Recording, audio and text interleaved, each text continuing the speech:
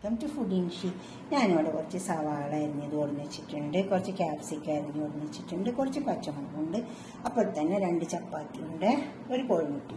അത് വെച്ചിട്ട് നമുക്കൊരു പപ്സ് ഉണ്ടാക്കിയെടുത്താലോ. എന്തെങ്കിലും പേര് പറയാം, പപ്സ് എന്നൊക്കെ പറയാം കേട്ടോ.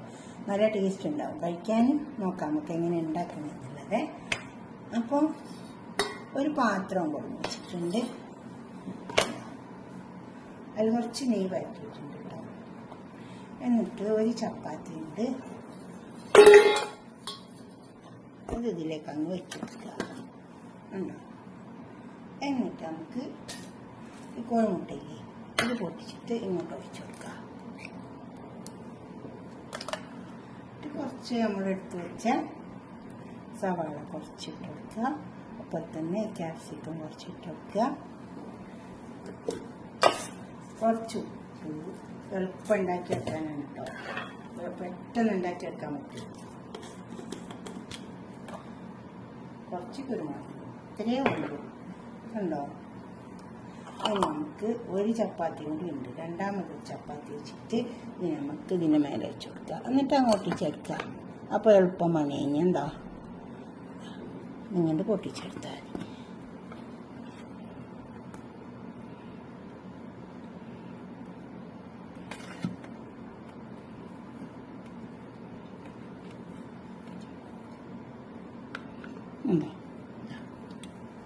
ഇനി ഇത് നമുക്ക് ഞാൻ പാൻ ചൂടാക്കാൻ വെച്ചിട്ടുണ്ട്, അതിലേക്ക് അങ്ങോട്ട് കൊടുക്കുക. ഒന്ന് തട്ടി അടക്കെടുക്കട്ടെ, ഒന്ന് വെച്ചട്ടെ. ഈ പാത്രം തന്നെ വിട്ടുപോലെ ഉണ്ടോ.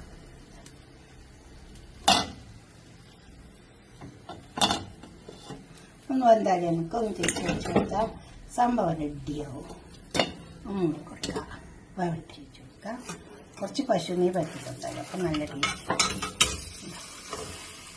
ആവശ്യം കഴിഞ്ഞിട്ട് നല്ല ടേസ്റ്റ് ഉണ്ടാക്കുക കണ്ടോ. ഇതെല്ലാം നല്ലോണം കുത്തി കഴിഞ്ഞിട്ടുണ്ട് നല്ല ടേസ്റ്റ് ഉണ്ടാവും. ഇതൊക്കെ ഒന്ന് ഉണ്ടാക്കി വയ്ക്കുക ഉണ്ടോ. ഇതൊക്കെ ഒന്ന് ഉണ്ടാക്കിയിട്ട് നിങ്ങളെ അഭിപ്രായം നിർദ്ദേശമൊക്കെ ഒന്ന് കമൻറ്റ് ബോക്സിൽ അറിയിച്ചട്ടെ. ഒന്ന് ലൈക്ക് ചെയ്താട്ടെ, ഇഷ്ടപ്പെടും എന്തായാലും ലൈക്ക് ചെയ്യുക, അപ്പോൾ തന്നെ ഷെയർ ചെയ്യുക, സബ്സ്ക്രൈബ് ചെയ്യാത്തവരൊക്കെ ചെയ്യാതെ കണ്ടോ. ഞാൻ ഉണ്ടാക്കി നോക്കിയാൽ മതി, എളുപ്പം പണി കഴിയും. 2 ചപ്പാത്തി ഉണ്ടായാൽ മതി ഉണ്ടോ. പെട്ടെന്ന് 2 ചപ്പാത്തി ഉണ്ടാക്കുക, അതുമായി വേറെ കറിയൊന്നും നോക്കണ്ടല്ലോ, എളുപ്പം കഴിക്കാം നമുക്ക്. ഓക്കെ ബൈ, അടുത്തൊരു വീഡിയോ ആയിട്ട് നമുക്ക് പിന്നെ കാണാം.